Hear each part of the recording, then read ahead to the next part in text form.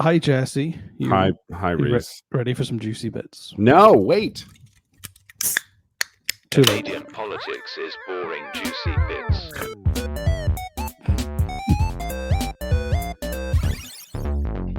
Canadian politics is boring, juicy bits. There we go. So, surprise ASMR. Hey, everyone likes to be surprised by ASMR. I don't, but Jesse, I got some big news for you. All right, give me. How would you like $1,000? Yes, please. Okay, That was easy. I can give Sweet. you $1,000, but here's Okay. the deal. Oh, there's Well, a you've deal. got to. I'll show you how you can get $1,000 now. So all you've got to Alright. do is submit your idea to improve the Nova Scotia healthcare system, and the government, if you come up with one of the top 20 best ideas to make the healthcare system better, the government will pay you $1,000. You've got to be shitting me. Nope, they just announced it this week.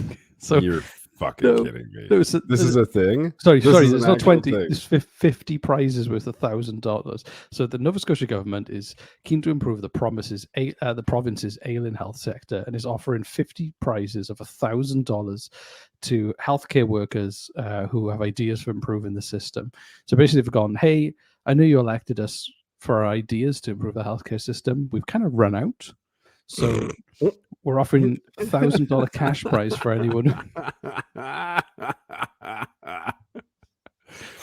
Well, there's And a no lot- fucking doctors, man. There are no Well, that's it. doctors, Just- and doctors don't want to come to Nova Scotia.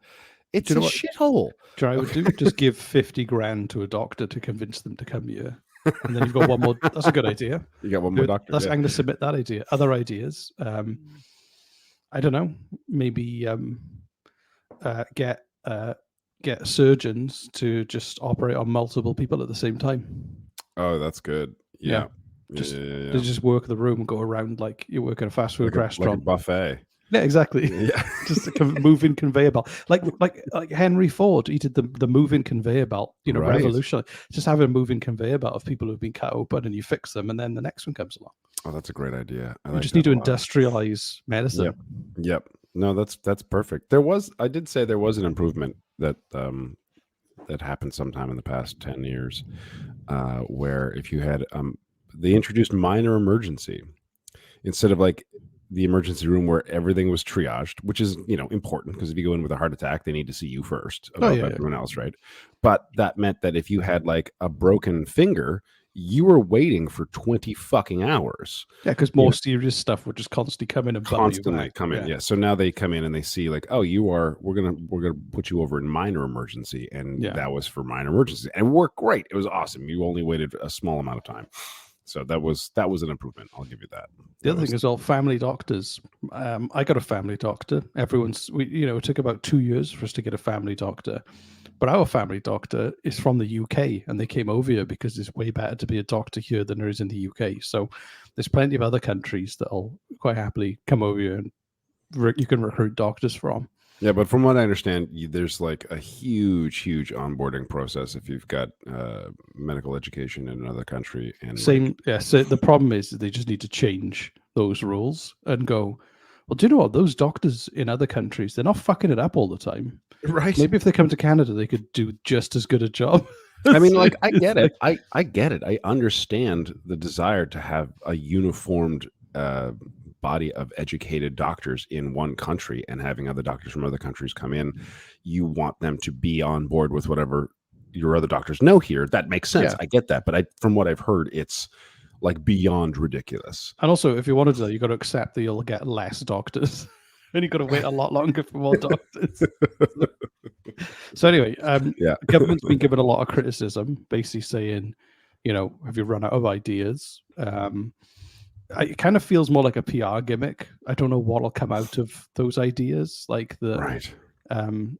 And It does feel like a PR gimmick, doesn't it? I don't know why they can't just go and talk to healthcare workers without having to do this PR gimmick. Why can't they just go, well, we've been quietly talking to a lot of people working on the front lines. We're going to take the time to go and interview lots of people and learn from them. They might just give us good ideas without needing to fucking announce. stupid. I don't know if you've noticed this about our government. Okay, they're not great at their jobs. Okay. They're not. They're not. And the thing is, a lot of them don't have experience doing other stuff too. So, Oh you know. God. Although I can't remember the name of one of the ministers. She was a provincial trade minister. I should find her name, but she gave a speech at the business awards I was at the other day, and she gave a really good speech. It was really emotional about immigration and the impact it's having on Nova Scotia. So, you know, Wow. she seemed very intelligent, very smart. So, I mean, there are people who are impressive in the government, but I They don't know. slip What, through I the don't know. cracks. I don't know what's going on yet. Usually they get frustrated and they leave quickly. Right. So it's like, Well, this so is an exciting. I want some listeners to send us speak pipe ideas for how they can improve the medical system. Oh, that's a good idea. Well, why us? We'll just steal them and get $1,000. Well, Jesse can have his $1,000 then. Yeah, exactly. The other thing I wanted to talk about was we are helping one of our listeners, a guy called Logan, who this is the situation we're in. So Logan is a patron, which means he pays monthly, or is it like $7.50 to support us on Patreon and receive bonus episodes. But Logan at the same time is currently homeless. He's living in his car, which I kind of feel bad about, but I don't know how to give him a refund without actually kicking him off the platform. So I don't know how we work that. But Logan's incredible because Logan is his whole life he's been an incredibly talented golfer. He keeps sending me examples of his amazing golfing abilities, and he's got a hell of a life story. And he is basically, you know, he lives in his car, but he's putting all of his money into his golf career. He's in his 20s. He's got a dream and he's just going for it. So we're trying to help Logan with a GoFundMe because he's looking to just fund his golfing for the next season to make sure that he's able to live and everything else on top of, he just wants to compete and prove himself on the, what do you call it, the golf field? Course, the range. Yeah. So we're professionals. Yeah. So we know what we're talking about. His GoFundMe is called "Donate to Help Me Continue to Play Pro Golf," and we'll put the link on our social media and in the show notes of this episode too. So if you want to support someone who is determined to use their talent to rise out of a shitty situation in life. He's got an awesome attitude, and if you want to help him help himself, then go and support Logan with his dream of playing professional golf. We've sponsored him. He's agreed to put our logo on his golf bag, which is pretty cool. I know. We've never done that. We're making the rounds. First, we tattoo someone's leg with our logo. Next is a golf bag. We're just like, let's keep going. What else we got? There's no consistency to it. There's no real plan. We just hop from one thing to another thing, to be honest. But anyway, Jesse, do you play golf? No, although I have a you ever see Happy Gilmore? Yes. I have a Happy Gilmore talent. Apparently. Well, you just like smack the ball really hard. Well, yeah, but like really hard. So like really? I don't play, but like years ago, a friend took us all out to the range, driving range, and I don't know what I was doing. I was never taught, and so I just would smack the ball. And there's like markers for like, you know, however many yards, 500 yards, 600 yards, 700 yards, 800 yards, or whatever. And I'd just crack the ball and it would sail past all the markers and then past the range and then into the woods beyond every time. I had no aim. I couldn't send it anywhere in particular. Generally in one direction. So you're kind of like the atomic bomb of golfing. Yeah. So that's my skill with golf. I can get it out there, but I don't know where it's going. How about you? Can you play? I love mini golf. But that's it.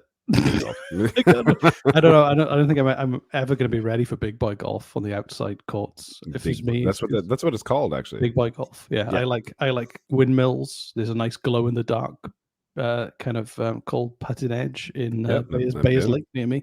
That's great. Love to go there. But I I've been to driving ranges. I went to a driving range when I was drunk once in Yeah. Exeter, England, with my friend, and we got drunk and we just smashed balls. And I think I snapped a golf club because I just swung at the ground while I was trying to hit a ball. That was fun. And then When I got a friend who actually got banned for life from a golf club because he managed to flip a golf buggy and was trapped underneath it. And Holy shit! I think he was drunk too. I can beat both of those stories Okay. with a drunken youth golf story as well. Me and some friends who will remain nameless many, many, many years ago, Except for you. except for me. Yeah, as I can. No police officers listening. We went to a golf field, and we at night we broke in. There's no fences. We just kind of walked in, and we broke it, and we'd wander the fields and we'd dig up golf balls that were pushed into the ground, into the turf by the tires of the machines that would come and collect all the golf balls. And so there's lots of golf balls that were just pushed into the dirt, and we managed to get like a giant bag of them.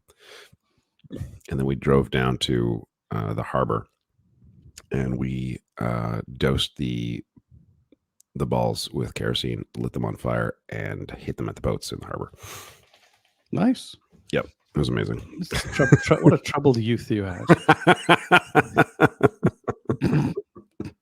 You don't even know the half of it. I grew up near a golf course.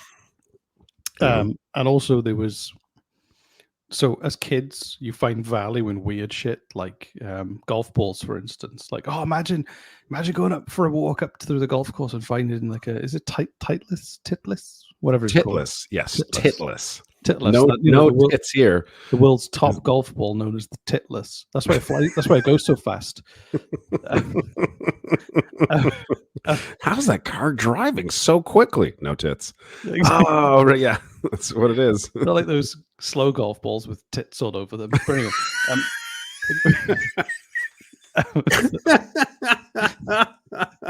so as kids, we obviously a group of kids who are like 10, 11 years old. You're not allowed to just run across a golf course stealing balls. And I don't think that's a rule just for kids. Well, kids. I think that's like for everybody. I remember like there would be like we'd go and we'd see if we could find some golf balls, and we'd come back with a bag of golf balls and feel like, I don't know, like we were some kind of like Sopranos selling golf balls to people. Then, want to buy a bag? Hey, mister, do you want to buy a bag of golf balls? They're full of tits. And then it's full of no tits. And then some people would take it. Some kids would take it to the extreme. They'd strip their clothes off and like swim in the ponds to get the ones from the bottom. Wow. And there was like a groundskeeper who used to chase people away. And like how expensive were fucking golf balls to the point where this was a steal? Is this they like weren't expensive, but we were bored. I mean, it was either that or do drugs, steal golf balls. I think we went for the more wholesome choice: golf ball theft. Golf ball theft versus crack. Exactly. Yeah, okay, yeah. Could have been worse. I did actually. When you said about being drunk as well, I remember I used to go to a campsite in Cornwall, and they had a mini golf course and like a pirate themed one. And I remember once we were drunk and we came back and we thought it'd be a good idea to break in and climb and ride the pirate ship. And I think I had like the 13th hole sign for about 10 years in my bedroom after that. Oh, that's cool. Again, golf. I don't know what it is about stealing from golf places that seems to be a recurring theme. I know, right? People love doing it. Sorry. I can't remember the name of the campsite. I owe you a Titless. Well, hopefully we'll get Logan a Titless sponsorship as well. So. One of the many brand partners that has supported him. So anyway, ignore us, support Logan because he lives in Alberta. He's awesome. He's got a hell of a life story and he's following his dream. I don't know how we got so sidetracked from that.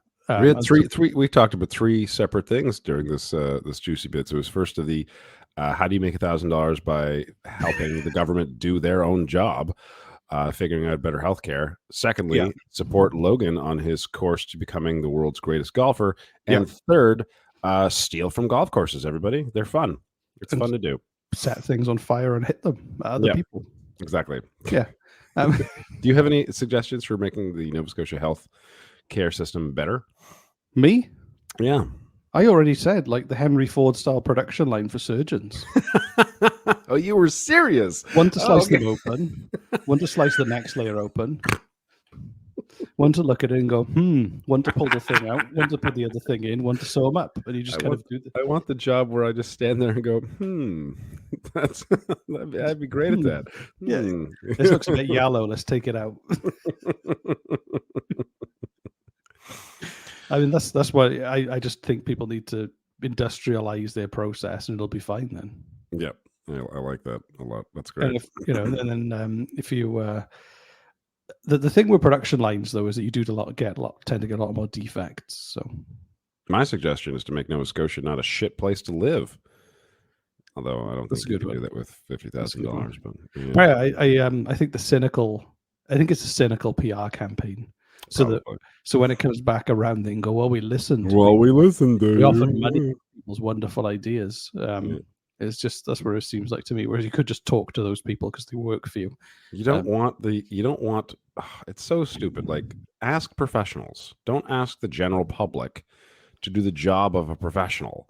Okay, we've got opinions, but we don't know what we're talking about. We don't. You know, if you ask the opinions of the public, you get shit like Bodie McBoatface. Okay, which is amazing.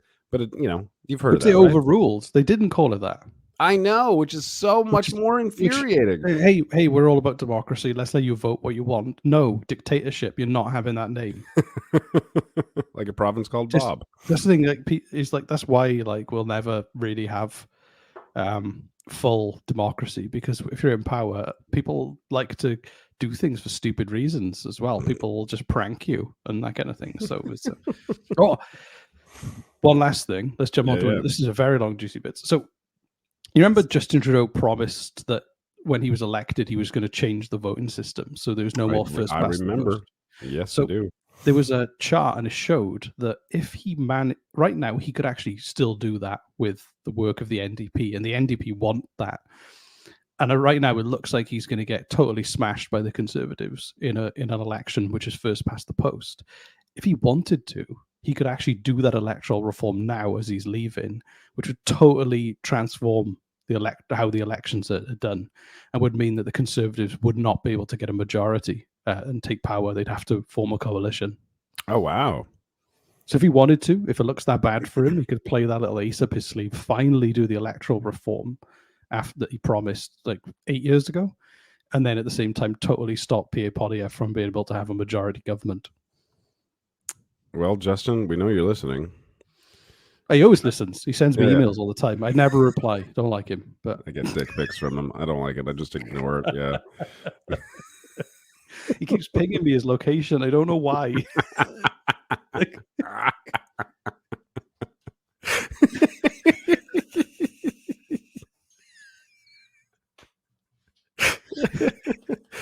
With just a text saying, "It's Nacho Tuesday. Come on, Nacho Tuesday." Yeah. And then a picture of an empty seat, and he's like, "I saved this for you."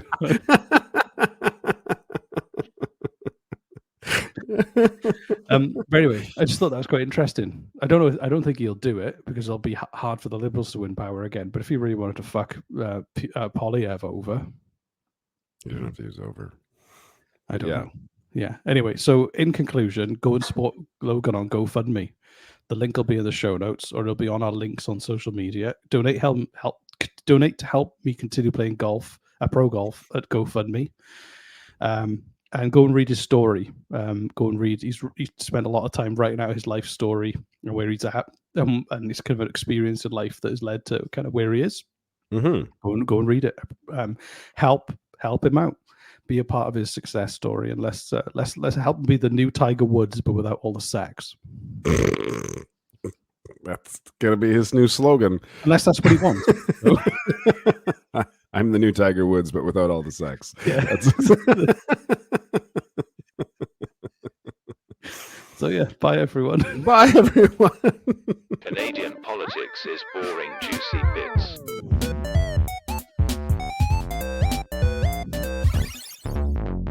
Canadian politics is boring, juicy bits. That was fun. That was funny. The recording.